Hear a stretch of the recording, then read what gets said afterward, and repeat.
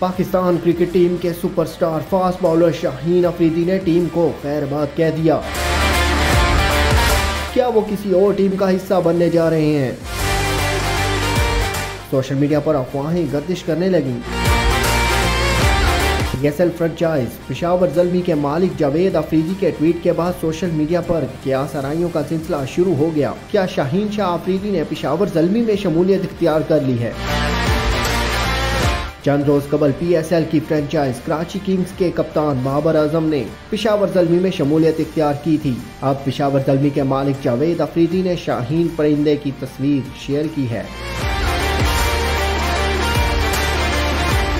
जावेद अफरीदी की जानिब से शाहीन की तस्वीर शेयर किए जाने के बाद सोशल मीडिया पर ये क़यास आराई की जाने लगी कि बाबर के बाद अब शाहीन अफरीदी भी पेशावर ज़ल्मी के हो गए।